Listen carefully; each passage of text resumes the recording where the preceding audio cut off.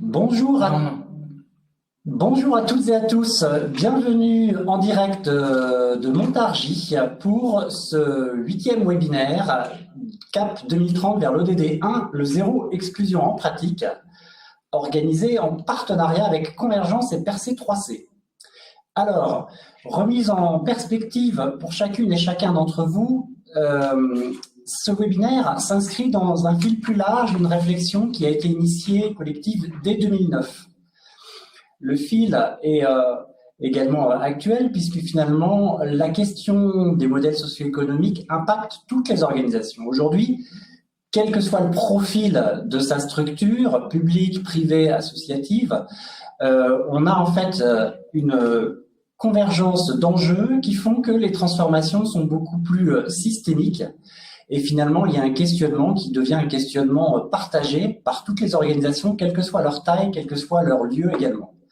Et c'est également tout le sens de l'agenda 2030, des objectifs de développement durable de l'ONU au plan international, et notamment de l'ODD 17, des partenariats qui a introduit en septembre 2015 la conviction qu'au-delà du cœur d'expertise de chacun, il était nécessaire d'avoir du lien avec une diversité finalement d'acteurs pour apporter des solutions à la hauteur des enjeux.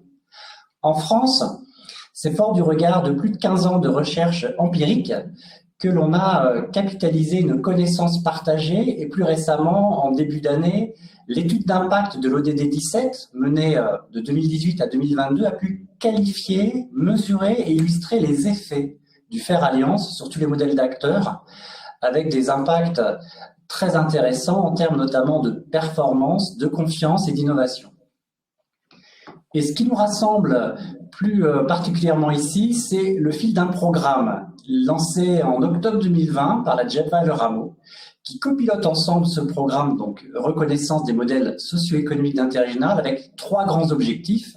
À la fois se doter d'une culture commune pour mieux appréhender et comprendre la diversité des modèles, offrir aussi des moyens à chacun de se repérer et de se positionner, et sans doute le plus ambitieux, apprendre collectivement à piloter la complexité des trajectoires socio-économiques. Un cheminement donc collectif, capitalisé depuis 2009 et animé depuis 2020 dans le cadre de ces webinaires, qui ont également, c'est dans les titres, programme qui est également lancé dans le cadre de la feuille de route ministérielle sur l'accélération des alliances stratégiques. En 2023, notre cycle a pour titre « Vers de nouveaux équilibres économiques ». En tout, 10 webinaires sont présentés qui ont pour but finalement de partager à la fois la diversité des exemples, mais également des méthodes et outils pour agir ensemble, agir avec plus d'efficacité. Aujourd'hui, on est à notre 8e webinaire. Le focus porte plus particulièrement sur la réduction de la pauvreté, incarnée par l'ODD 1, avec notamment le retour d'expérience de Convergence et de Percé 3C pour agir ensemble sur ces enjeux de l'éradication de la pauvreté. Donc, 2 mots sur le menu du jour. En introduction, un éclairage international, notamment de Convergence, qui sera suivi par un focus sur une alliance territoriale innovante de Mille-Aiguilles, qui se situe dans le Montargois, avec l'acteur associatif, le PTCE, le bailleur social et l'entreprise mobilisée, une présentation d'un outil pour agir, la plateforme trajectoire socio-économique et le rendez-vous de la prochaine escale. Alors, sans plus attendre, je vais rapidement introduire Convergence pour merci Fabien Courtel donc d'être parmi nous.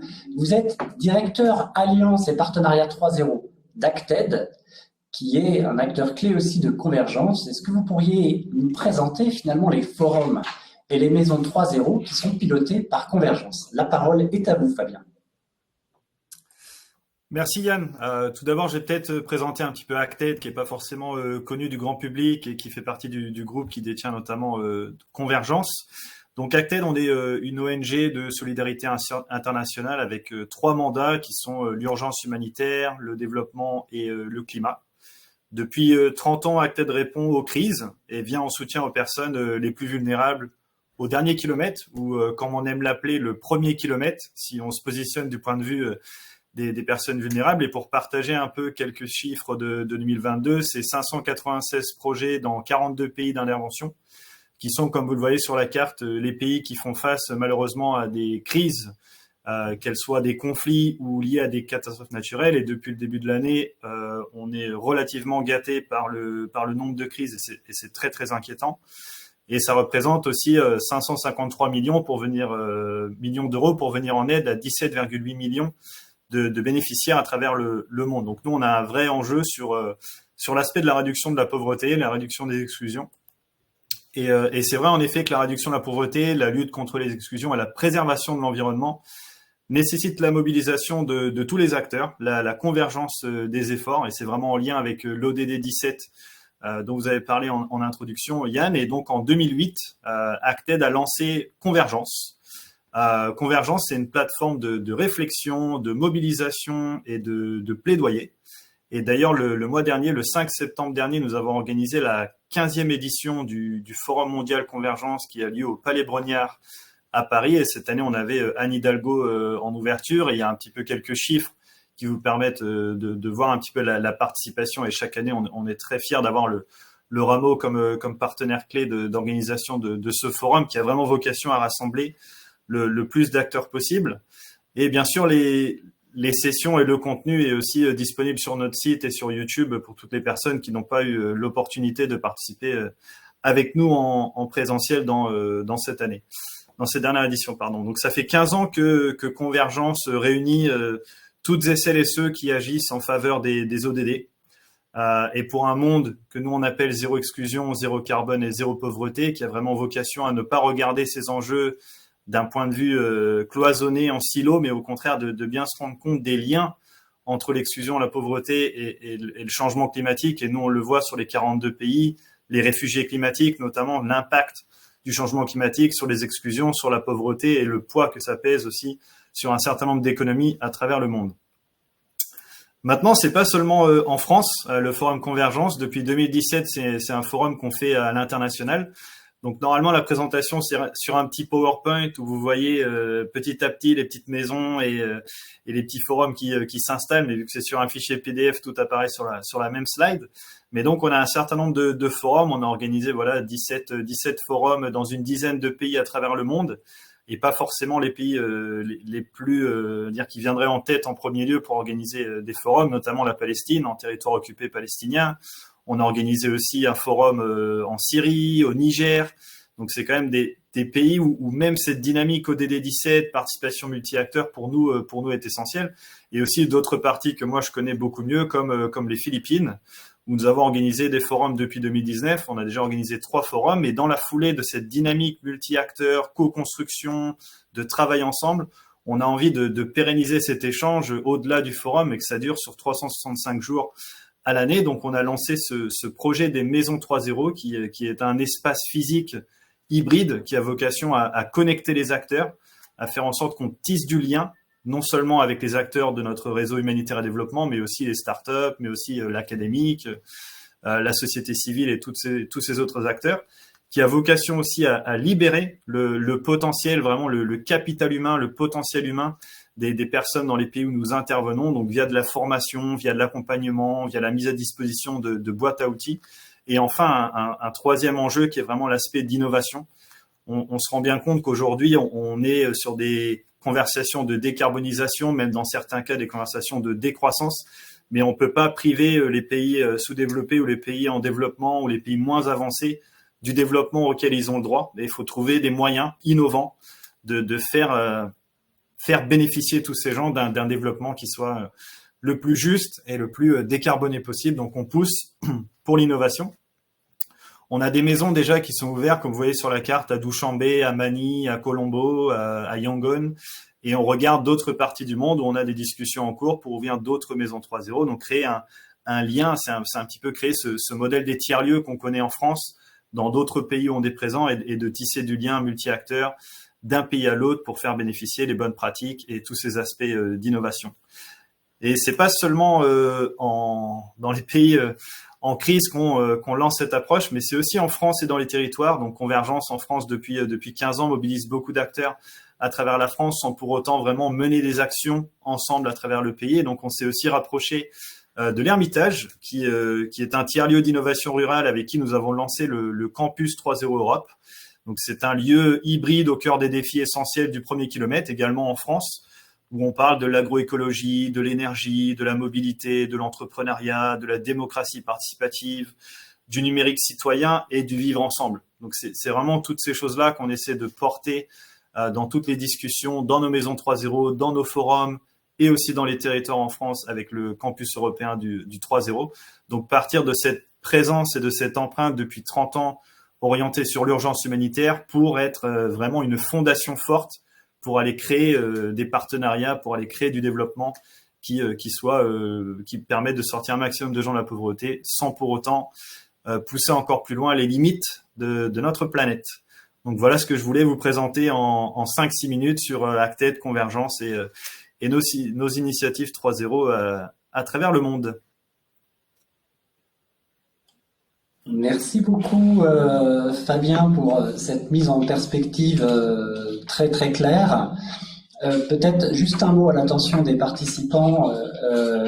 Cette année, la France a présenté sa revue nationale volontaire et a associé la société civile. Dans le cadre de la contribution de la société civile, 5 initiatives exemplaires ont été présentées à l'ONU et les maisons 3.0 en font partie pour le DD 17.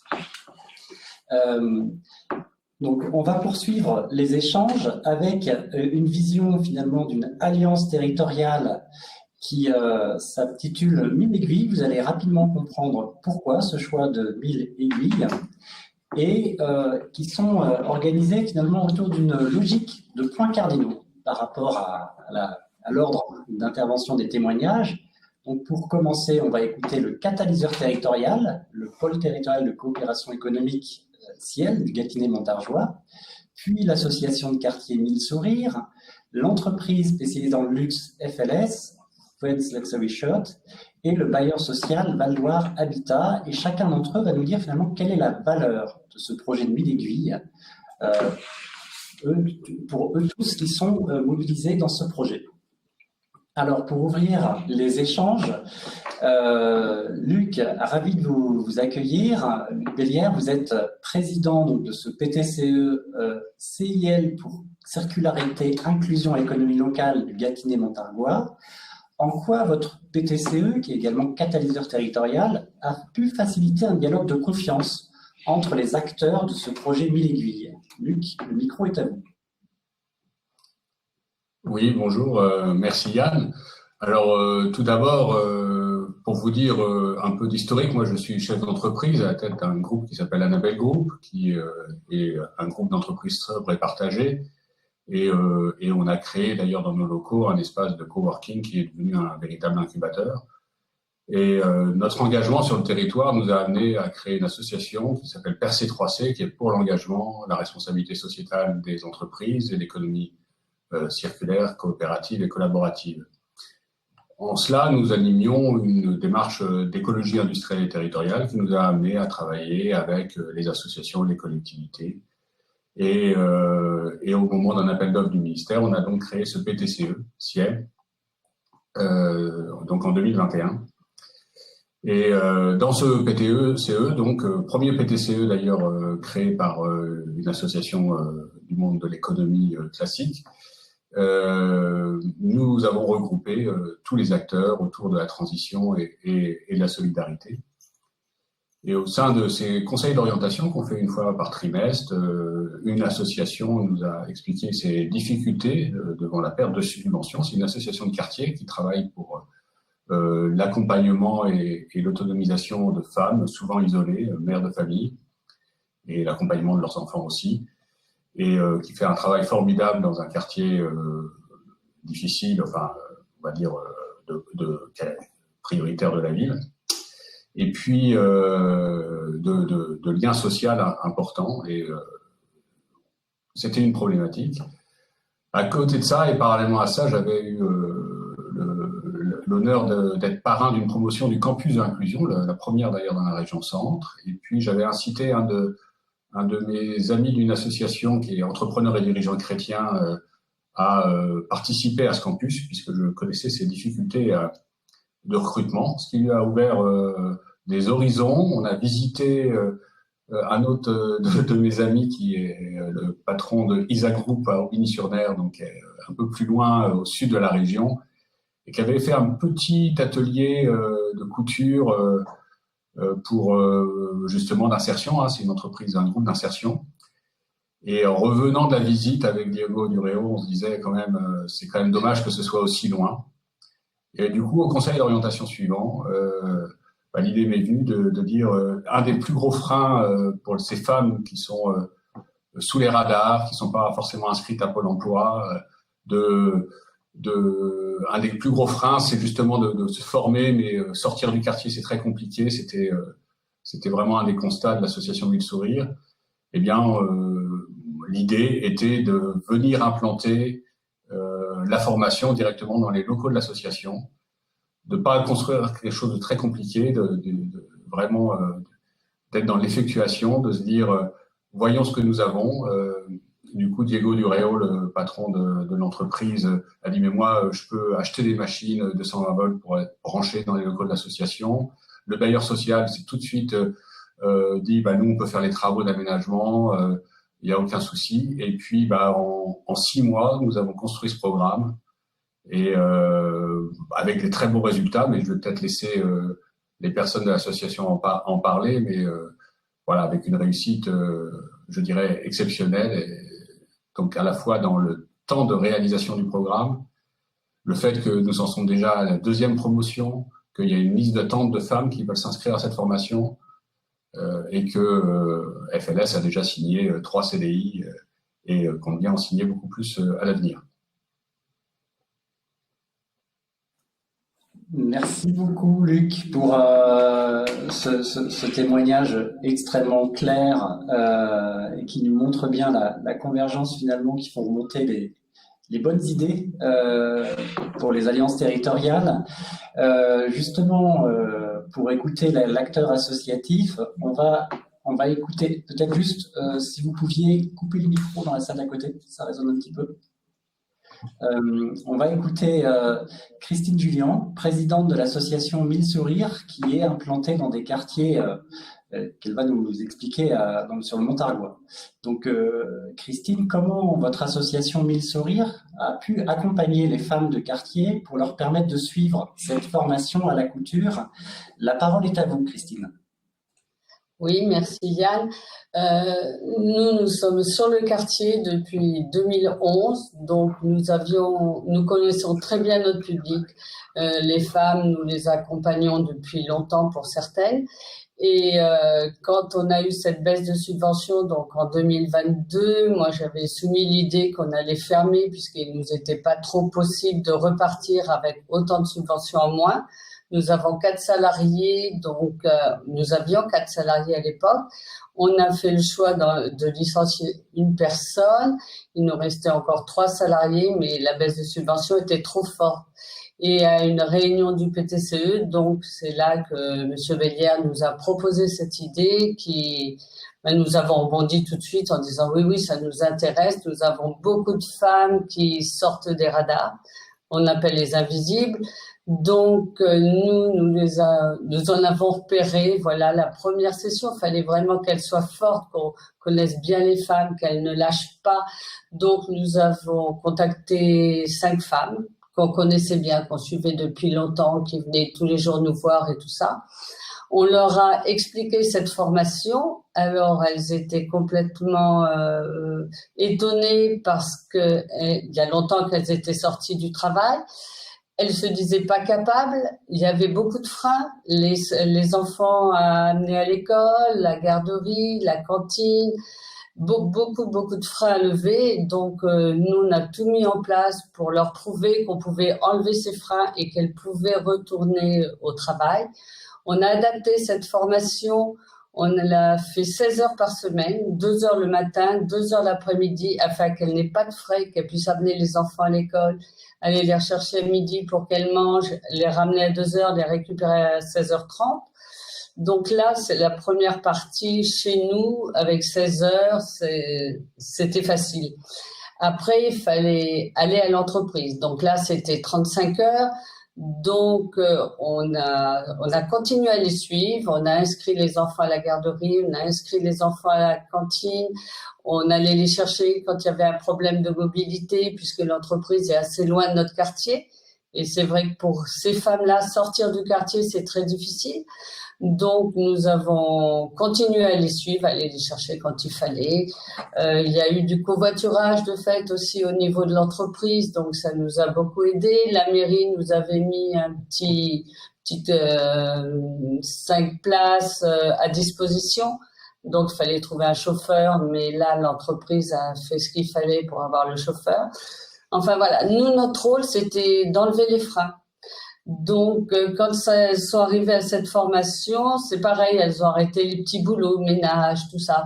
Donc, il fallait qu'on compense par la nourriture, donc aller au Resto du Cœur, leur chercher leur panier toutes les semaines, qu'on a continué pendant les 3 mois de formation à l'entreprise, puisqu'elles n'avaient pas beaucoup de revenus. Et depuis, donc, c'est 3 femmes qui ont signé leur CDI. Donc là, elles sont complètement autonomes. En fait, notre but, nous, c'est de les amener à l'autonomie. Donc là, la première session, elles sont autonomes, elles sont très contentes, elles ont levé tous les freins qui les bloquaient pour aller travailler. Et voilà. Et de cette première session, là, on n'arrête pas d'inscrire des personnes, des femmes qui attendent pour intégrer cette formation. Donc la deuxième session, nous avions 7 personnes. Bon, une personne a eu un gros problème de santé, donc nous en avons 6. Et je pense que les 6 vont suivre le même chemin et nous allons lever aussi les freins. Nous sommes en train déjà de lever les freins pour qu'elles puissent intégrer l'entreprise au mois de janvier.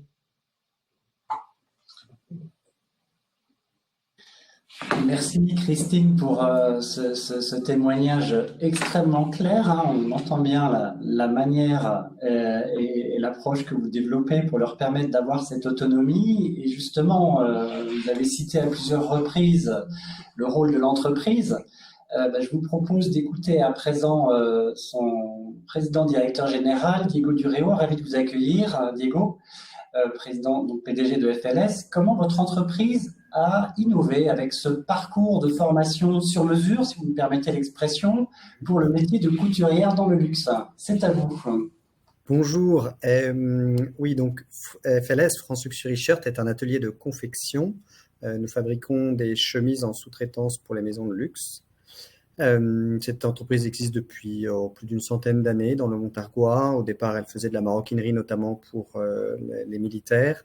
Et elle s'est petit à petit spécialisée dans le prêt-à-porter jusqu'à se spécialiser dans la chemise, hommes et femmes, et en sous-traitance pour les maisons de luxe. Parce que c'est vrai qu'aujourd'hui, dans le Made in France, la quasi-totalité du marché concerne les maisons de luxe. Donc nous, on a besoin d'avoir un travail d'une qualité exceptionnelle. On est entreprise du patrimoine vivant. Voilà, on a un savoir-faire d'exception et qui est lent à transmettre. Il nous faut 2 à 3 ans pour former quelqu'un. Et malheureusement, aujourd'hui, on n'arrive plus à trouver des personnes qualifiées. Donc, on est entré dans une phase où nous formons des personnes en reconversion. Donc, nous avions déjà mis en place des formations avec des acteurs locaux, Pôle emploi, avec un succès assez moyen sur le taux de transformation. Voilà, notamment concernant la motivation des personnes au départ pour la formation et puis pour intégrer notre entreprise. Et effectivement, on partageait avec lui, qu'il l'a très bien décrit, cette difficulté de recrutement, alors donc évidemment partagée par beaucoup d'entreprises, mais d'autant plus quand on a un savoir-faire compliqué à transmettre. Et c'est là où effectivement le PTCE est entré dans le jeu et a joué ce catalyseur, c'est-à-dire que Jennifer, la chargée de projet, a très bien fait le lien entre les différents acteurs, que ce soit les acteurs étatiques, mairies et autres, ou que ce soit l'association et nous, pour faire avancer les sujets. Parce que je vais vous prendre un autre exemple. J'avais essayé effectivement à la suite du campus de l'inclusion de faire rentrer dans l'atelier des personnes issues d'IME, porteuses de handicap, voilà, un peu prononcées. Et en fait, on s'était heurté à une difficulté, c'est que la marche, elle est trop haute. Je prends souvent l'exemple de la course à pied. C'est comme si vous disiez à quelqu'un qui n'a pas couru depuis longtemps, tiens, tu vas faire un marathon demain. Forcément, on n'y arrive pas. C'est trop compliqué, c'est trop dur, il faut de l'entraînement. Et le monde du travail, c'est ça. Il faut s'y préparer.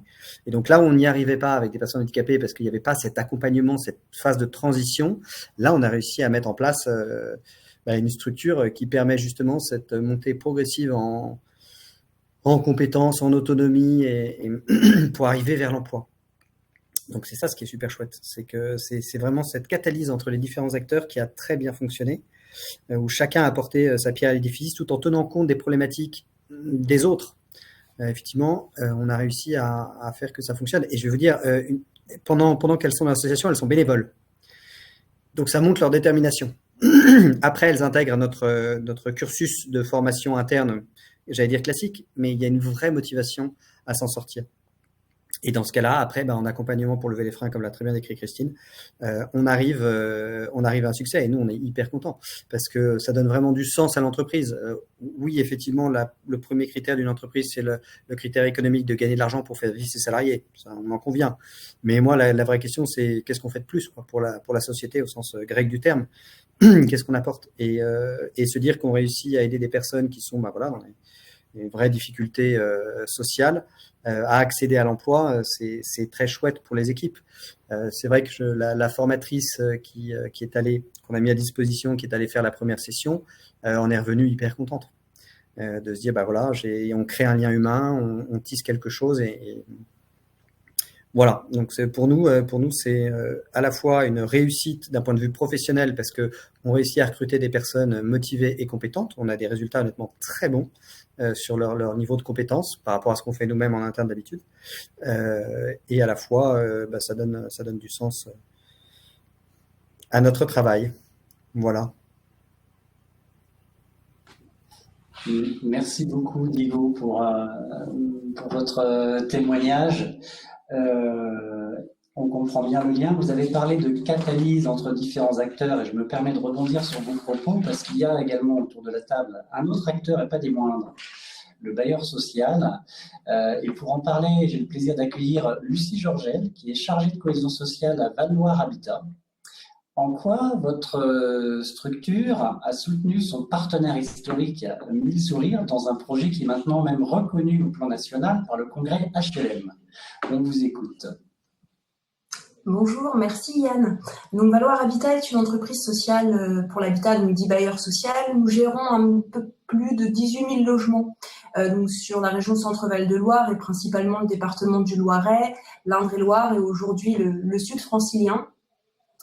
Dans nos engagements RSE, en fait, il y a toute une partie qui est consacrée à l'accompagnement du parcours de vie de nos clients et à l'attractivité des territoires.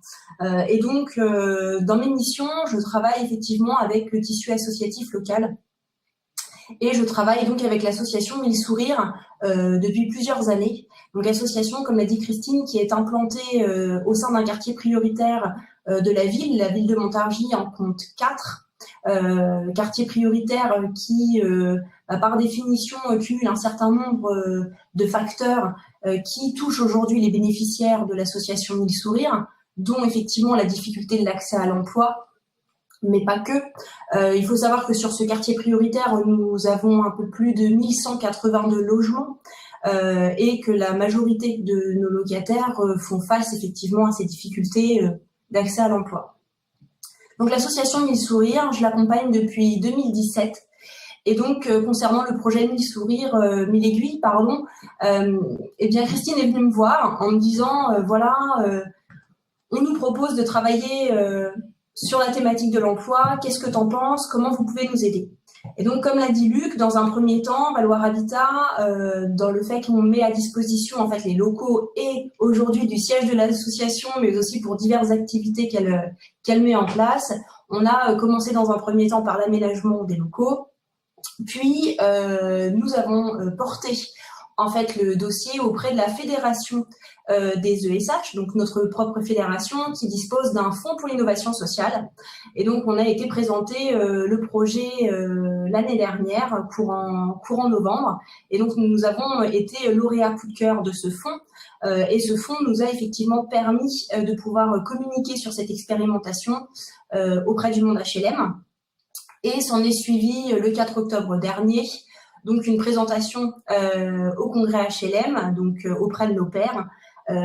Et comment vous dire que cette expérimentation a tout de suite interpellé effectivement mes collègues au niveau du développement social urbain, mais pas que, puisque ces temps d'échange en fait nous permettent de rencontrer effectivement nos homologues sur les différents territoires Et cette expérimentation, elle reflète aussi notre cœur de métier, c'est-à-dire donner accès à un logement pour avoir un emploi, mais aussi favoriser l'accès à l'emploi pour avoir accès à un logement. Donc voilà, aujourd'hui, ce projet nous permet vraiment de mettre en exergue cette partie de notre cœur de métier. Merci beaucoup, Lucie, pour avoir apporté donc ce regard complémentaire et précieux qui nous permet de faire le tour finalement de ce que l'on appelle les points cardinaux quand on présente, on met en valeur une alliance territoriale innovante. Alors, petite indication à l'attention du public, j'ai l'impression que chacun d'entre vous, vous êtes tellement clair que l'on n'a pas de questions, mais il est encore possible d'en poser des questions. Moi, j'en ai une. Ou Charles Benoît a une question. Oui, moi j'en ai une. Merci pour ce témoignage vraiment passionnant, avec des profils extrêmement complémentaires qui finalement jouent chacun son jeu. Qu'est-ce qui a été, pour chacun d'entre vous, qu'est-ce qui a été le plus difficile pour faire cette alliance entre des mondes très, très, très différents?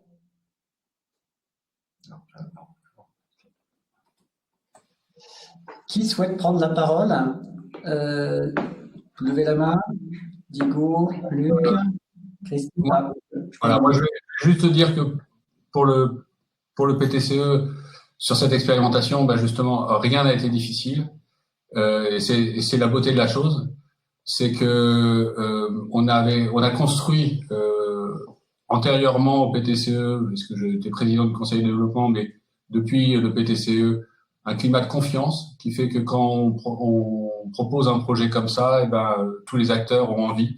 Parce qu'on a parlé bien sûr de 1000 sourires, de Valoir Habitat, de FLS, mais autour de ce projet, il y a aussi des partenaires satellites comme Gâtinais en transition, qui est implanté au nord de l'agglomération, qui a permis aux femmes de se familiariser avec le numérique, notamment par l'utilisation de brodeuses numériques.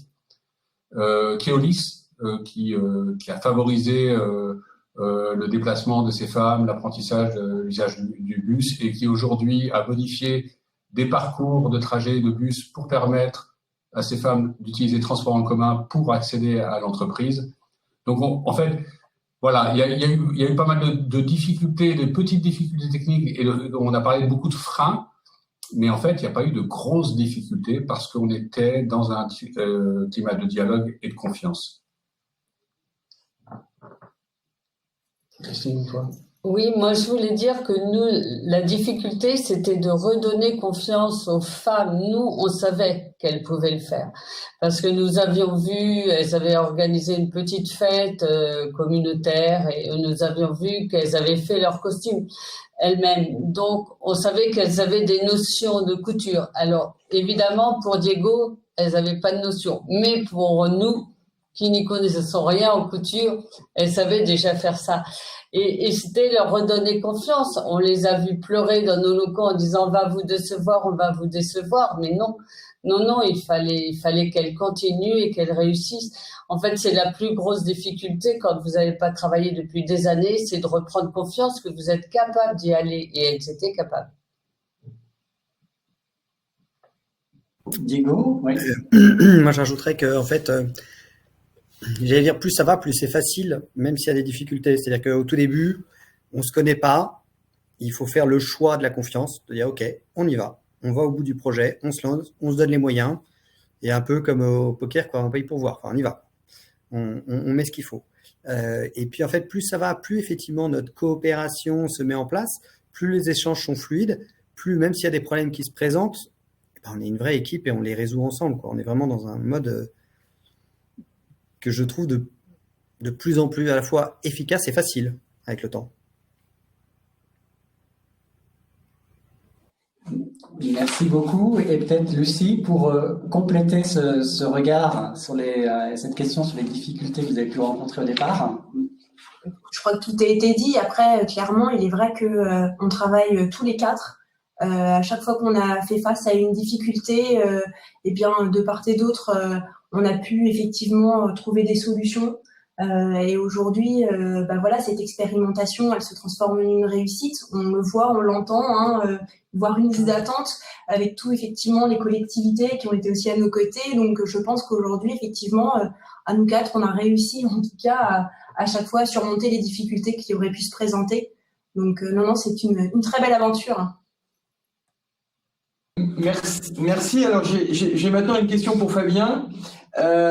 Fabien, qu'est-ce qui fait commun finalement entre les différents territoires, parce que vous nous avez présenté la remarquable cheminement de convergence à travers l'impulsion d'Acted. Finalement, c'est très intéressant parce que vous avez commencé à essaimer à l'international avant de le faire en territoire français. Et je sais que ça fait partie de ce que vous initiez maintenant. Et finalement, qu'est-ce qui fait commun entre les différents pays sur cette question du résoudre ensemble la problématique de la pauvreté?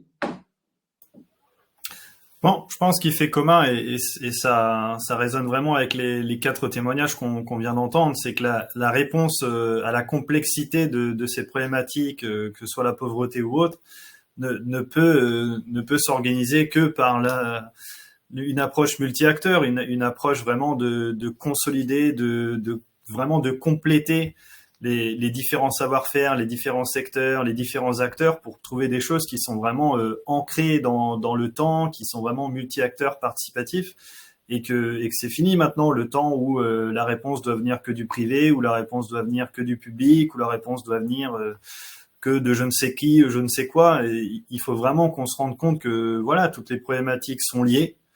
Tous les pays font face à un plus ou moins degré à des contextes de récession économique, font face à un contexte de changement climatique avec un impact plus ou moins fort d'un pays à l'autre. Et avec la mondialisation, tout ça est vraiment connecté. Et c'est vraiment important d'avoir les discussions qu'on a en France aujourd'hui. C'est les mêmes discussions qu'on a partout dans le monde, parfois avec des échelles bien sûr plus importantes et un calendrier d'urgence beaucoup plus important qu'on a en France, mais vraiment cette idée de trouver des solutions ensemble qui sont pas simplement win-win, mais là dans le cas de l'exemple précédent, c'est gagnant, gagnant, gagnant, gagnant. C'est 4 gagnants autour de la table, et c'est vraiment ça, nous, notre dynamique 3.0, c'est Maison 3.0, c'est comment construire un maximum d'exemples gagnants, gagnants, gagnants, gagnants pour tout le monde. Merci beaucoup pour vos éclairages à chacun. Charles Benoît, avez-vous une autre question? On peut peut-être passer au débat. Oui, tout à fait. C'est séquence débat. On a coutume, lors de ces webinaires, de croiser les regards avec une grande question générique. Comment passer de l'entre-soi à l'entre-tous? Autrement dit, comment passer de ce qui compte pour soi, pour son organisation, à ce qui a de l'intérêt partagé par différentes organisations d'univers différents. Et donc, pour traduire ça de façon concrète, c'est finalement, selon vous, quelle est la clé qui vous a aidé, vous, à justement dépasser votre propre univers de pairs pour faire le pari de cette confiance dont on a remarquablement entendu parler, que ce soit à Montargis ou à l'international. C'est quoi pour vous la clé finalement? Qu'est-ce qui vous a aidé à faire ce passage? Ne vous battez pas tous pour commencer à répondre à cette question. Vaste sujet, auraient dit certains. Je dirais, à notre échelon local, ça a été la création de ce PTCE, qui est le catalyseur et qui réunit tout le monde et qui met tout le monde ensemble, enfin, voilà, qui réussit à créer cette alchimie locale. Donc, il y a à la fois la dimension locale, clairement, ça aide. C'est beaucoup plus facile de chercher des solutions quand on est avec les gens proches de soi. Il y a cette structure qui permet l'accompagnement et qui crée le lien. Après, la question, qu'est-ce qui fait qu'on a envie de se plonger dedans? Là, j'ai envie de répondre que c'est la notion du collectif qu'on a. Est-ce qu'on considère que à plusieurs, on va plus loin que tout seul? Voilà, ça, c'est un peu plus chaque individu qui peut y répondre. Il y a une dimension culturelle dans ce que vous soulevez, c'est-à-dire que à la fois il faut que l'infrastructure elle existe et à la fois il faut que culturellement parlant, vous pouvez justement, parce que en fait ça paraît une évidence en vous entendant tous sur ce point et c'est aussi l'enjeu bien évidemment de montrer les exemples. Mais ce qui ressort très fortement de l'étude d'impact 2018-2022 dont parlait Yann tout à l'heure, c'est que en fait il y a une vraie envie de faire alliance, mais une vraie question sur le comment. Et donc, cette question-là culturelle, Diogo, vous pouvez creuser un tout petit chouille de plus dans ce sens-là? Ben, je sais que pour moi, c'est quelque chose d'hyper important. C'est ce que je dis à toute personne que je recrute dans mon entreprise. C'est que si face à un problème, on cherche des excuses, c'est-à-dire à dire c'est pas moi, c'est l'autre, ou si on cherche une solution, c'est pas du tout la même dynamique. Et à titre individuel, je ne travaille bien que quand on travaille dans le collectif à chercher ensemble des solutions communes. Donc, je sais que ça fait partie de ma façon d'être. Je sais aussi que dans la société actuelle, c'est un des défis. Pendant très longtemps, la personne a été parfois annihilée au sein des groupes qui étaient de la société, qui étaient l'entreprise ou la famille. On a voulu envoyer un balancier dans l'autre sens en disant faut quand même prendre compte de l'individu, voilà. Et aujourd'hui, je pense qu'on est vraiment, l'effet de balancier est à l'opposé, où l'individu est très centré sur ses besoins propres et plus sur les besoins collectifs. Or, une société ne tient que quand il y a du collectif, que société au sens large, pas uniquement entreprise capitalistique, je parle de la société en général. Donc, c'est un enjeu et votre question sur ce point-là est très importante, c'est comment est-ce qu'on amène les gens au collectif. Nous, je pense que l'exemplarité va jouer. Le fait de montrer que ce que l'on vit et ce que l'on fait fonctionne bien, et en plus, nous rend globalement heureux tous de cette réussite et qu'on communique avec joie dessus, peut amener les gens à se poser la question en disant mais alors si ça marche, pourquoi pas, quoi? Pourquoi est-ce que moi j'en serais pas? Pourquoi est-ce que voilà. L'idée, c'est aussi ça, l'effet boule de neige. Il y a amorcer et après faire rayonner et partager, quoi. Oui, en fait, on parlait de l'infrastructure et puis de l'amorçage. C'est comme certaines pompes. Vous savez, vous pouvez avoir une très belle pompe, mais à un moment donné, si vous ne l'amorcez pas, elle pompe rien. Et l'idée de ces expérimentations, c'est juste montrer que le faire ensemble, l'entraide, la coopération, eh bien, c'est effectivement, comme disait Fabien tout à l'heure, du win-win-win-win. Et je pense que dans toute société, il faut des pionniers. Les grandes transformations se font comme ça. Et si on a conscience de ça et qu'on prend pas notre bâton de pèlerin pour montrer que c'est possible, eh bien tout le monde reste un peu immobile. Donc l'enjeu de cette transformation, c'est quand on voit une coopération pour le bien commun possible, il faut s'en saisir et puis y aller. Il y a ça, effectivement, la volonté d'agir. Je crois que ce qu'on a partagé aussi, c'était ça, c'était la volonté d'agir.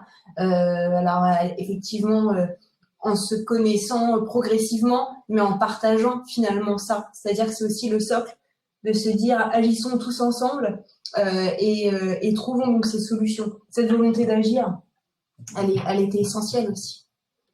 Et pour nous, dans le mode association, nous, on voyait une solution pour sortir les femmes de l'isolement chez elles.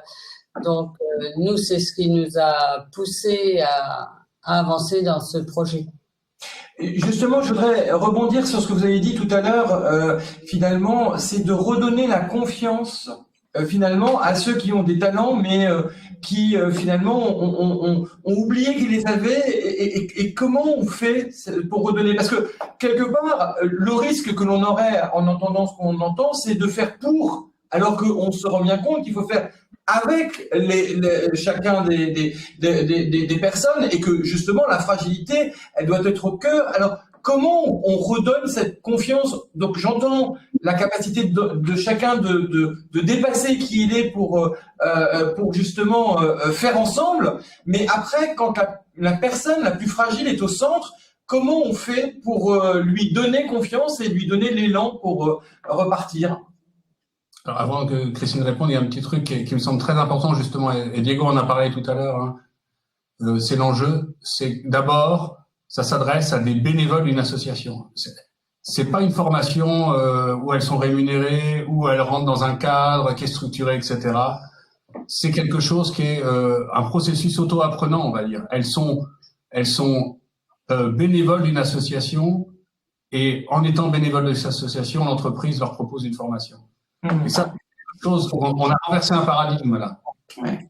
Oui, c'est très intéressant ça. Hein. Oui, tout ce qu'elles ont fait au sein de l'association, c'était du bénévolat. Elles étaient bénévoles avant dans nos différentes actions, et quand on leur a proposé de venir à l'association pour apprendre, pour commencer à apprendre un métier, c'était encore chez nous du bénévolat. Et après, quand elles sont rentrées à l'entreprise, c'était rémunéré Pôle emploi, c'était une formation qui rentrait dans le cadre. Mais nous, on était hors cadre. Chez nous, on était hors cadre. Pour répondre à votre question sur la confiance, en fait, c'est parler, tous les jours parler. Quand elles avancent ou qu'elles défont quelque chose parce que c'était pas bien fait, la fois d'après elles réussissent, c'est leur dire, ben voilà, tu y arrives. Donc, ça va aller. Donc, pendant 3 mois, tous les jours, on parle dès qu'on voit qu'il y a un moral qui baisse parce que, ou elles ont eu un problème avec les enfants, ou voilà, il y a quelque chose qui va pas. Il faut parler. Il faut pas laisser tomber. Il faut vraiment y aller avec elle et on y va tous ensemble. Hein. De toute façon, c'était notre fierté. Et puis, quand elle nous disait, vous allez être déçus, on va vous décevoir. Mais non, on n'est pas déçus. Elles y sont arrivées et les prochaines y arriveront aussi, mais on lâche rien. On y va tous les jours, on va voir tous les jours si une telle a un souci. Vraiment, on est présent tous les jours sur le terrain. Ouais, et ce sont des femmes qui n'ont pas assez de confiance en elles pour rentrer dans un cadre classique. Ne serait-ce que d'aller se former au français, par exemple, dans les formations français langue étrangère, en dehors du quartier. Le fait de sortir du quartier, ça les met dans une fragilité, un stress qui fait qu'elles n'apprennent pas bien. Et là aussi, c'est ramener la formation dans les locaux de l'association, en bas, au pied de la tour où elles habitent. Eh bien, ça les met dans les situations la plus idéale pour apprendre et reprendre confiance en elles. Et du coup, revenir dans un cycle classique, donc de programme Pôle emploi. Donc, ce qu'on a réalisé là, c'est le chaînon manquant entre de l'invisibilité à la visibilité juste. Voilà. Merci beaucoup. Alors, Fabien, je me tourne vers vous parce que finalement, on a un magnifique exemple d'écosystème territorial qui s'est organisé. Comment vous voyez ce passage de l'entre-soi à l'entre-tous d'un point de vue plus national, si on ne parle que de Convergence, le forum qu'on a vécu en septembre, ou plus largement avec les différents convergences que vous organisez à travers le monde? Je pense déjà, je valide tout ce qui a été dit avant par toutes les autres personnes dans ce panel, mais je pense qu'il y a vraiment un effort de décloisonnement où avant il y avait comme une habitude de se dire il y a que les associations qui peuvent faire des choses de bien ou les ONG, le secteur privé c'est le mal ou des choses comme ça. Donc il y a vraiment besoin d'avoir des espaces vraiment de partage en transparence, en toute honnêteté, en toute sincérité, où les gens peuvent vraiment mettre en avant les intentions qui sont derrière et exposer encore une fois, et c'est un mot qui a été mentionné, leur vulnérabilité par rapport à un certain nombre de sujets. Et parfois se rendre compte qu'une vulnérabilité ou un enjeu pour un des acteurs se trouve être la force ou l'offre d'un autre acteur. Et c'est ça qui permet vraiment de tisser du lien, de se rendre compte qu'en effet, cette association qui accompagne des femmes peut être la réponse à un souci de renouvellement de main-d'œuvre qualifiée, de gens à former pour une entreprise privée. Donc il y a vraiment des dynamiques comme ça qui se créent via ces échanges à l'échelle d'un territoire, mais qui peuvent aussi avoir lieu à l'échelle d'un pays et qui peuvent même avoir lieu à une échelle encore beaucoup plus large. Et il y a vraiment, je rebondis aussi sur ce qui a été mentionné, c'est montrer l'exemple. Il y a vraiment une nécessité de passer à l'action, de passer à l'échelle dans toutes ces choses-là. On peut bien sûr parler de manière théorique ou de manière très utopique des partenariats ou de rapprochements de telle ou telle personne ou de beaux discours, mais c'est les actions qui vont au final de toute façon être les meilleurs arguments par rapport à n'importe quel discours. Et ensuite, il faut encourager ces actions, il faut les passer à l'échelle, il faut les documenter, il faut les mesurer. Je pense qu'il y a aussi un enjeu d'être bien capable de mesurer l'impact que ces actions ont d'un point de vue, bien sûr, quantitatif, mais aussi d'un point de vue qualitatif. Et je pense que la question sur la confiance, c'est quelque chose de très qualitatif. Comment est-ce qu'on redonne aux gens leur dignité? Comment est-ce qu'on remet de l'humain au centre de tous ces échanges? Comment est-ce qu'on permet à certaines personnes qu'on appelait autrement les bénéficiaires à devenir des personnes qui, au contraire, sont aussi acteurs et prennent des décisions, font des choix personnels sur comment cette sortie de la pauvreté ou comment cette sortie de cette situation de vulnérabilité va s'appliquer. Et en général, un scénario qu'on découvre aujourd'hui à un tel endroit, c'est un scénario qui a été vécu et potentiellement résolu à un autre endroit. Et il y a vraiment cette nécessité de capitaliser sur les apprentissages, sur les modèles, sur les outils, et de faire en sorte qu'on mette pas autant de temps dans une situation qui a déjà été vécue à chercher, alors qu'on a déjà potentiellement trouvé les pièces du puzzle et comment construire le puzzle tous ensemble. Donc c'est vraiment cette idée il y a des notions de territoire, bien sûr, il faut contextualiser, localiser toutes ces choses, mais il y a une redéfinition du commun, une redéfinition des modèles qui va au-delà d'un territoire et qui est une approche qui est nationale et multinationale, comme on essaie de le faire dans les 42 pays où Acted est présent et dans les 10 pays dans lesquels les forums convergence ont déjà lieu. C'est ça qui est très intéressant en vous entendant, et je trouve que ça fait vraiment partie de la pédagogie que depuis 15 ans Convergence développe, et puis encore plus bien évidemment depuis 2015, depuis que les objectifs de développement durable finalement fixent un cadre commun, tout pays, tout acteur, tout territoire, tout domaine. Quelque part, cette articulation entre une action qui est très territorialisée et un cadre commun, en fait, vous nous témoignez qu'il n'y a pas d'opposition. C'est finalement les deux faces de la même pièce. On peut avoir un cadre commun tout en étant un applicatif très spécifique. Mais je voudrais vous entendre sur la notion du temps. Parce qu'en fait, on voudrait souvent que tout se fasse très vite. On tire un peu sur les plantes pour qu'elles poussent plus vite, mais ça les arrache. Qu'est-ce que vous constatez, vous, sur ce besoin de temps et peut-être là encore dans une dimension que les temps n'étant pas les mêmes quand on est en situation de guerre, quand on est en situation de développement ou de réinvention d'un modèle? Je pense que le mot-clé qu'on entend beaucoup aujourd'hui dans les discours, c'est cette notion de transition. On est conscient qu'on va passer d'un point A à un point B et que le chemin, il va être plus ou moins long. Bien sûr dans un certain cas, et aujourd'hui on en est témoin, il faut que cette transition aille beaucoup, beaucoup plus vite, et notamment la transition écologique, la transition énergétique. Et nous, c'est des choses qu'on considère, il faut pas que ça se fasse en 2 temps, notamment dans les pays où on intervient. Il faut pas qu'on se dise, on répond à l'urgence, et dans 10 ans, 15 ans, 20 ans, on se posera la question de l'empreinte carbone, ou on se posera la question du déchet, ou quoi que ce soit. Aujourd'hui, quand on intervient dans un camp de réfugiés, notamment à Dadaab, par exemple, au Kenya, on est déjà dans une dynamique de réflexion de la gestion des déchets dans un camp. Un camp de réfugiés, c'est un contexte qui vraiment produit un nombre de déchets immense par rapport à la manière dont l'aide est apportée, par rapport à la manière dont c'est géré à l'intérieur. Aujourd'hui, notre réponse dans les camps de réfugiés prend en compte une étude de circularité, prend en compte une étude vraiment des entrées-sorties de tout ce qui se passe dans ce camp de réfugiés pour y inclure, dès le début de la réponse, des aspects d'économie circulaire, des aspects verts en termes de produits qui vont être mis en avant.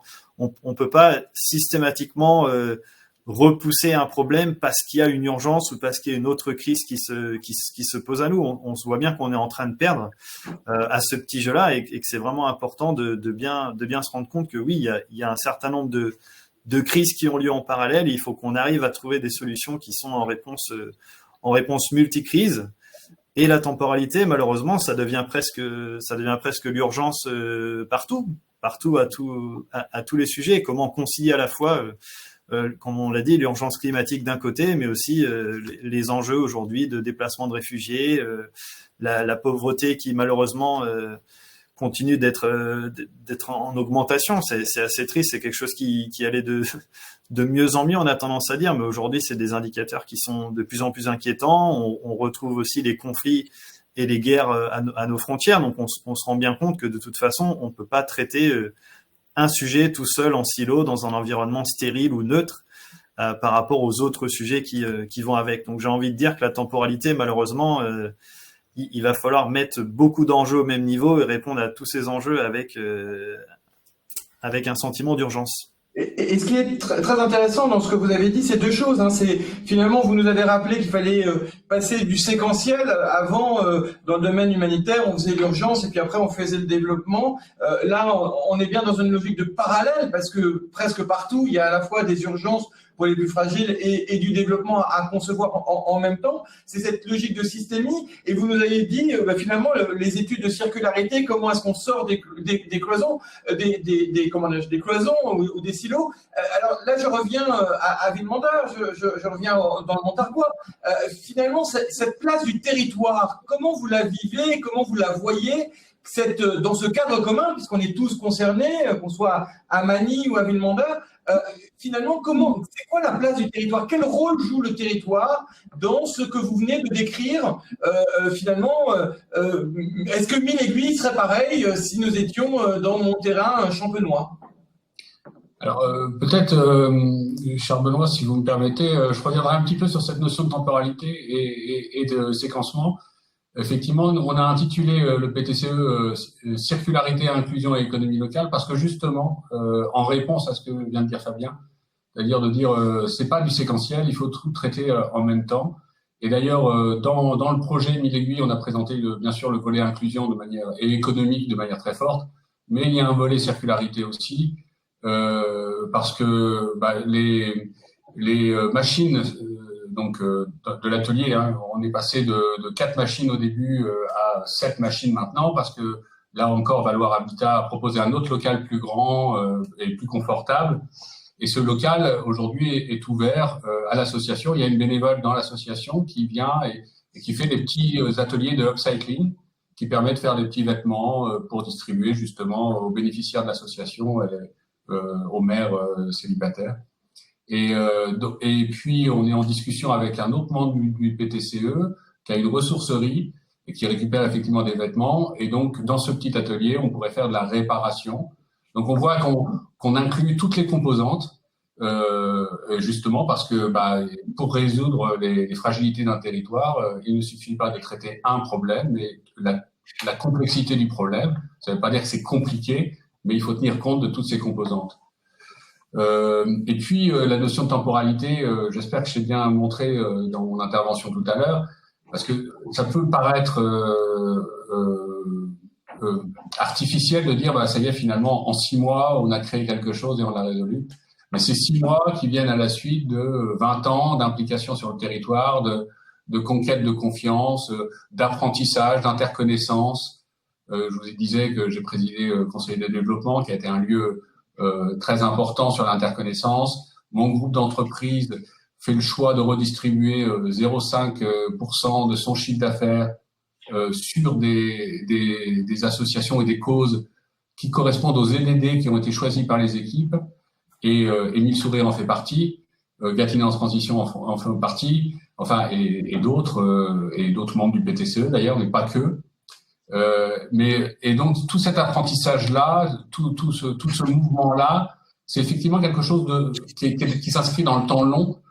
Et parce que on a des bonnes bases, des fondations solides, tout d'un coup rajouter une cloison dans une pièce, c'est très rapide. Parce qu'on se pose pas la question de la structure, est-ce que la toiture va tenir, etc. On connaît bien, on se connaît bien, et on a beaucoup de mobilité intellectuelle. Et tout d'un coup, les solutions, quand ça se catalyse, justement, ça se déclenche très facilement. Donc, il y a bien cette double temporalité dont vous parlez. Alors, pour revenir à la question du territoire et peut-être des collectivités, en fait, il y a une phase d'apprentissage qui est peut-être un peu plus longue et progressivement, les collectivités les unes après les autres, nous rejoignent, adhèrent au PTCE, mais c'est un processus qui est un petit peu plus lent. Alors parce que l'organisation aussi est plus lente, et puis parce que je crois aussi que pendant longtemps, on a laissé la charge de la réduction des fragilités du territoire aux élus. en disant c'est leur boulot et puis voilà, et que eux-mêmes se sont investis de ça, et on est dans une phase maintenant peut-être plus d'ouverture à se dire mais on pourrait le faire ensemble, voilà, la co-construction, enfin un terme qui vous est cher Charles Benoît. Et ben on est vraiment là-dessus, et on voit que je vous ai dit, on a amorcé la pompe, qu'une première collectivité nous a rejoint très très rapidement, et puis progressivement d'autres collectivités, des communautés de communes nous rejoignent, des communes, et puis l'échelon avec lequel on coopère le plus, qui est le PETR, le pôle d'équilibre territorial et rural, qui regroupe l'agglomération montargoise et les 3 communautés de communes qui sont autour. Et là, c'est un échelon avec lequel on coopère très bien, et avec un certain nombre de techniciens avec lesquels on coopère vraiment bien aussi. Mais c'est là où on voit aussi, et c'est très intéressant votre témoignage, l'importance finalement de la temporalité de chacun, c'est-à-dire que les collectivités territoriales, elles attendent finalement de voir le résultat de ce que la société civile, associations, entreprises ont pu expérimenter avant trop vite. De dire que c'est une solution pour le territoire, c'est aussi quelque chose d'assez sain. On voit bien, c'est comme dans le chemin du médicament, avant de dire qu'on a une preuve de concept, il faut vérifier l'efficacité, les effets induits. Et je trouve que ce qui est aussi intéressant, c'est ce rôle de précurseur que peuvent jouer ensemble, finalement, ces expérimentations, associations, entreprises, et qui peuvent après revenir avec des résultats pour dire aux collectivités, ben voilà, ça marche.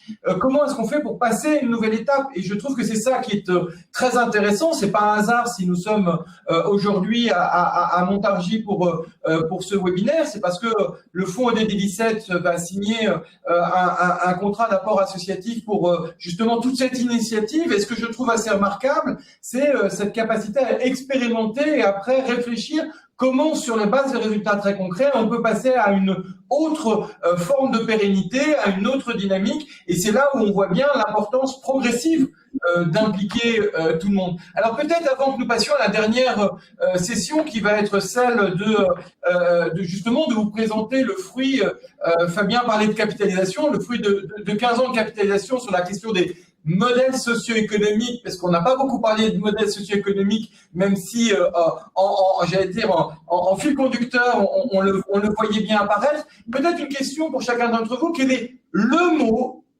qui vous semble le mieux correspondre justement à cette capacité de faire ensemble pour répondre à cet objectif de développement durable 1, c'est-à-dire le zéro exclusion en pratique? Si vous deviez dire un mot, laisser cette trace dans ce webinaire, pour chacun d'entre vous, quel mot souhaiteriez-vous partager à tous?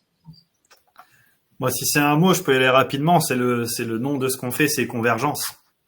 Et ça va s'arrêter à ce mot-là. Tout est dit, mon cher Fabien. Merci. Pour moi, ça serait solidarité. Moi, je dirais un mot que j'ai beaucoup cité aujourd'hui, confiance.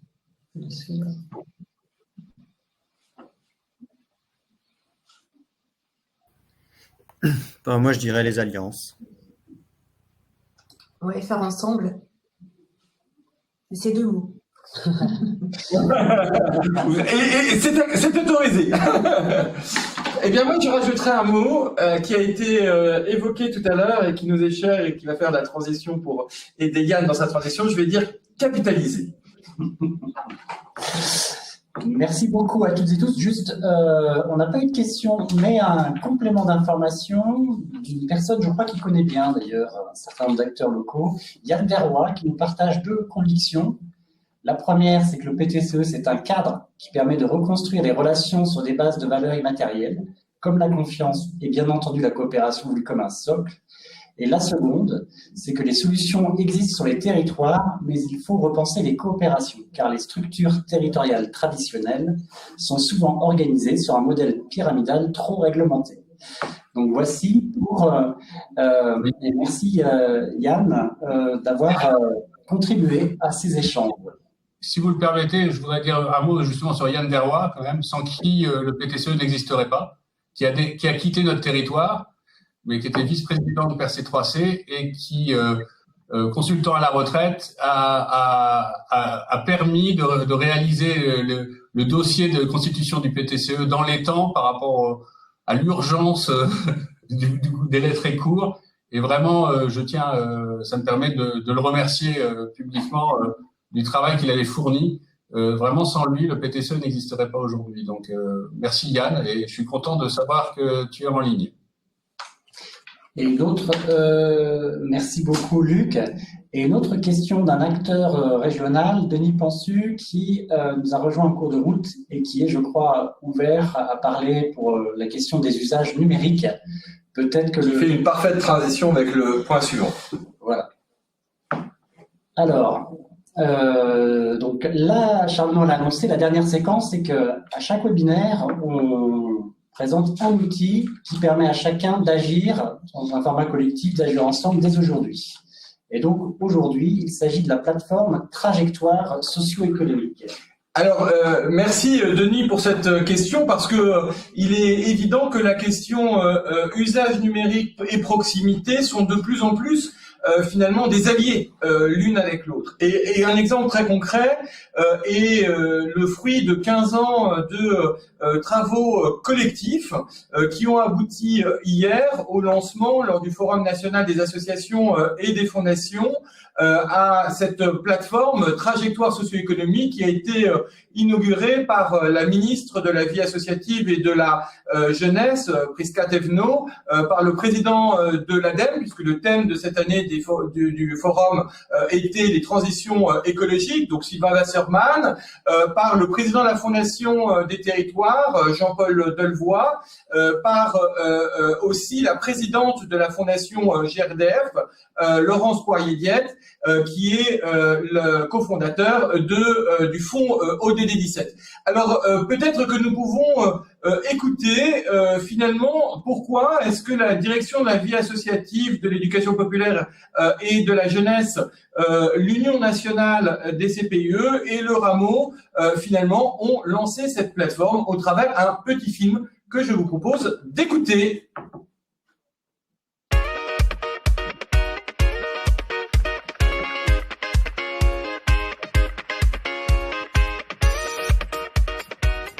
Bonjour, la JEBVA, l'UNCPE et le Rameau sont heureux de vous présenter la plateforme Trajectoire socio-économique. Pour en comprendre l'utilité, répondons ensemble à 3 questions. Comment la relier aux enjeux des acteurs, actions et alliances d'intérêt général ? Comment relire notre histoire pour en comprendre les racines ? Et enfin, comment permet-elle explicitement de réinventer de nouveaux équilibres socio-économiques ? Charles-Aymeric Caffin, vous êtes chef de bureau à la JEBVA. En quoi est-ce que cette plateforme répond aux enjeux des associations ? Cette plateforme présente 3 caractéristiques qui la rendent particulièrement pertinente. Tout d'abord, elle permet une approche globale du modèle socio-économique, en articulant des questions essentielles comme les richesses humaines, les ressources financières et les alliances stratégiques. Ce sont 3 leviers pour définir une stratégie et une trajectoire durable. Ensuite, cette plateforme valorise la diversité des modèles et permet à chacun de se situer pour valoriser ses propres spécificités et répondre à différents défis du secteur associatif que nous connaissons tous, tels que l'augmentation de la demande et des coûts, mais aussi la charge administrative et la gestion des ressources humaines. Enfin, cette plateforme, il faut bien le dire, elle est le fruit d'une coopération de plus d'1 décennie associant les acteurs associatifs, les acteurs publics et les acteurs de la recherche pour capitaliser les pratiques innovantes. Merci Charles-Aymeric, et on voit bien l'importance de coopérer et le secteur de l'environnement a été pionnier. Brigitte Giraud, vous êtes la directrice de l'Union nationale des CPIE. Dès 2012, vous avez défriché ce sujet des modèles socio-économiques. Pouvez-vous nous en rappeler les principales étapes ? Oui, alors ce sont 3 grandes étapes. 2012, tout d'abord, l'Union nationale des CPIE mène une réflexion stratégique sur son propre modèle socio-économique ainsi que sur celui de ses 80 associations membres. Et cette réflexion est accompagnée par la DASI. 2014, le mouvement associatif publie une note sur la diversité des modèles socio-économiques associatifs. Elle est coélaborée avec les acteurs de l'accompagnement. c'est la toute première note. 2016, enfin, le centre de ressources DLA Environnement, porté par l'Union nationale des CPIE, met en ligne une plateforme pédagogique pour partager au sein du secteur environnemental les 3 leviers du modèle socio-économique pour les illustrer et mettre en lumière les pratiques et enfin apprendre à piloter les trajectoires adaptées aux spécificités de chacun des projets associatifs. Merci beaucoup Brigitte. C'est en effet à partir de ce retour d'expérience tout à fait passionnant du cheminement collectif que aujourd'hui nous lançons cette plateforme trajectoire socio-économique élargie à tous les secteurs dans tous les domaines. Alors la dernière question, c'est comment aide-t-elle concrètement à qualifier son modèle et à définir une feuille de route pertinente pour le faire évoluer ? Cette plateforme trajectoire socio-économique propose une complémentarité de méthodes et d'outils. D'abord, l'accès à une diversité de ressources d'information. Ensuite, 3 parcours d'usage. Un parcours pédagogique pour faire ses premiers pas, un parcours méthodologique pour piloter la transformation de son modèle et un parcours d'experts pour les accompagnateurs des projets d'intérêt général. Enfin, les outils de l'aide des décisions pour les gouvernances associatives permettent de mettre en débat efficacement la question de l'équilibre économique au sein des conseils d'administration, des assemblées générales et de toutes les instances qui constituent les projets, alliances et acteurs d'intérêt général. Nous vous invitons à découvrir dès aujourd'hui cette plateforme trajectoire socio-économique et à nous en faire bien évidemment vos retours. Merci.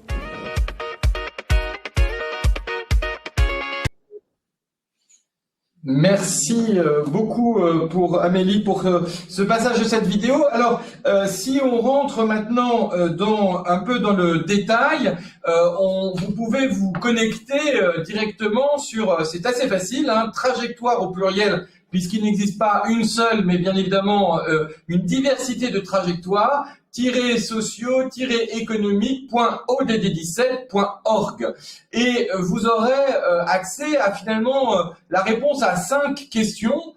Comment comprendre la diversité de ces modèles socio-économiques d'intérêt général, toute la dynamique que nous avons engagée avec le ministère de l'Éducation nationale et avec son administration, la JEPVA, depuis 2020, comme le rappelait Yann en introduction, ça faisait partie des 21 mesures de la mission ministérielle pour accélérer les relations et les partenariats entre associations, entreprises et collectivités. C'est déjà de bien comprendre finalement quelles sont les spécificités de ces modèles d'intérêt général.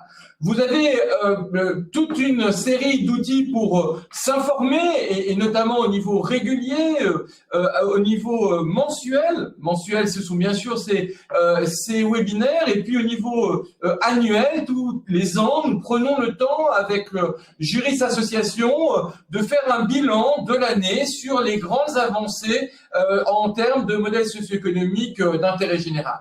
Ensuite, vous avez l'accès à différents niveaux de formation, comment se former sur le sujet, que ce soit directement en ligne, à travers le parcours de formation découverte, ou que ce soit à travers le MOOC que nous avons réalisé avec l'ESSEC, et puis des formations plus classiques, formation de 7 heures sur les fondamentaux, et puis de 32 heures qui a été co-développée avec nos amis de l'Association française des fundraisers.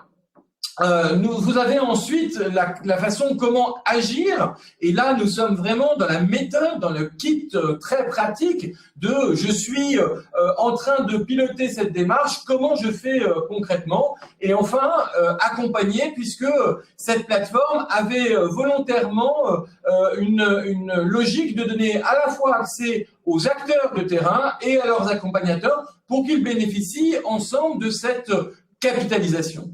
Alors peut-être soulever un point très important que sur l'enjeu de convergence des regards. Et c'est en cela que cette plateforme est très importante, parce que nous avons veillé à ce que, sur ces 5 mots, comprendre, s'informer, se former, agir et accompagner, eh bien il puisse y avoir une convergence de regards. Convergence des regards entre qui? Convergence des regards entre les gouvernances pour qu'elles puissent impulser ces nouveaux équilibres socio-économiques avec les référents qui, au sein des organisations, accompagnent cette transition, cette transformation des acteurs, actions et alliances d'intérêt général, mais aussi des référents accompagnateurs externes qui peuvent être derrière. Et puis, et c'est très important pour nous aussi, pour que toutes les équipes, les personnes impliquées, qu'elles soient bénévoles, qu'elles soient salariées, qu'elles soient partenaires, puissent s'approprier les concepts et outils pour faire ses premiers pas en fonction de sa propre maturité. Je rappelle que ce qui est très important, c'est que économie, c'est l'équilibre de la maison. Donc un modèle socio-économique, c'est quelque chose qui est comment peut-on pérenniser l'action que nous engageons pour qu'elle puisse rester pertinente dans le temps. Et vous voyez que au cœur de ces trois enjeux de gouvernance, d'équipe et de référents, eh bien, il y a les dirigeants de ces actions, acteurs et alliances d'intérêt général pour pouvoir assurer une convergence, et je rejoins le mot de Fabien, de notre partenariat historique avec nos amis de Convergence, avec lequel en 2012 nous avions lancé un appel à la co-construction du bien commun. Eh bien, pour nous, il était important que cette plateforme puisse répondre réellement à la fois à la gouvernance, aux référents, aux équipes au sens large, à ceux qui sont équipiers, donc y compris, nous l'avons vu tout à l'heure, les gens qui pourraient être qualifiés de bénéficiaires, mais on n'aime pas trop ce mot-là, parce qu'il faut faire avec eux, c'est-à-dire chacun d'entre nous, et puis bien évidemment la responsabilité du ou des dirigeants qui va pouvoir assurer que ces trois cibles ont accès à une capacité à s'approprier les trois leviers du modèle socio-économique, les richesses humaines, les ressources financières et les nouvelles alliances. Alors voilà ce que nous voulions vous dire sur cette plateforme. C'est vraiment un outil à votre disposition. La ministre Prisca Thévenot hier a fait un magnifique discours de lancement de cette plateforme en rappelant qu'elle n'existait que parce que depuis 15 ans, tout le monde s'était mobilisé.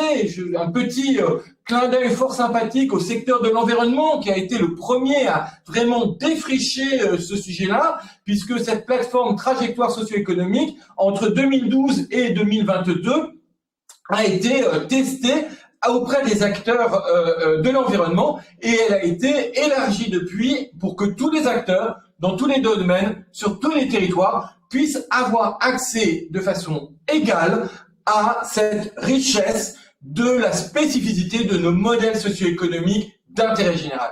La ministre rappelait hier, comme son prédécesseur Gabriel Attal, lors du lancement du référentiel modèle socio-économique d'intérêt général en 2019, que quelque part, ce qui fait la valeur de notre capacité à construire les solutions de demain, c'est justement qu'il n'y a pas un modèle qui serait plus performant, mais une diversité des modèles pour être plus pertinents tous ensemble. Et je crois que nous avons démontré que ici, à Villemandeur ou à l'autre bout du monde, avec nos amis d'Acted, eh bien, ce combat pour que l'ODD 17.1, la réduction jusqu'à l'extinction de la pauvreté, ne soit pas un objectif, mais devienne, en ce 21e siècle, une réalité. Pour que cette réalité soit présente, nous devons veiller à l'équilibre de nos maisons et bien évidemment, cet outil trajectoire socio-économique est à votre disposition pour pouvoir y contribuer. Et si nous avons mis 15 ans pour la faire émerger, c'est parce que nous mettrons encore 7 ans pour être en capacité qu'elle soit pleinement opérationnelle. Donc nous comptons sur vous pour que justement nous soyons au rendez-vous en 2030 avec une plateforme trajectoire socio-économique qui pourra dire l'ODD 17, ce n'est plus un objectif, c'est une réalité de terrain partout et pour tous. C'est ce que nous pouvons nous souhaiter à mi-chemin de l'agenda 2030 des objectifs de développement durable. Merci beaucoup Charles Benoît pour cette mise en perspective de cette plateforme. Alors, une dernière étape, plutôt une invitation, c'est réserver votre agenda. Prochaine escale, où est-ce qu'elle va nous mener? Déjà, quand? Ce sera le jeudi 16 novembre, même heure, 13h à 14h30. Autre ODD mise en exergue, l'ODD 6, de l'eau et notamment d'avoir une eau propre et l'assainissement. Et l'intitulé sera CAP 2030 vers l'ODD 6, les nouveaux modèles de l'eau en pratique avec la valorisation d'une alliance territoriale. C'est un teasing volontaire, on ne vous en dit pas plus. Vous aurez très bientôt un peu plus d'informations sur les intervenants. Merci. On peut juste vous dire quand même, parce qu'on va donner une petite clé de lecture, nous serons à une semaine du Congrès des maires, donc le fait que ça soit une métropole un peu innovante sur le sujet ne serait pas complètement le fruit du hasard, mais vous en saurez plus si vous nous rejoignez le 16 novembre prochain. Merci Charles Benoît pour le teasing. Donc en tout cas, merci, un très grand merci à chacune et à chacun de nos intervenants, locaux, régionaux, nationaux et internationaux. On espère, tout comme nous, vous avez passé un excellent webinaire et que vous ressortez plein d'énergie, et je ne vais pas reprendre les mots magiques cités par nos intervenants, pour réussir ensemble à résoudre ces défis pour réduire la pauvreté, donc l'ODD 1. Merci beaucoup à toutes et tous. Très bel après-midi à toutes et tous. Au revoir. Merci à tous, à bientôt.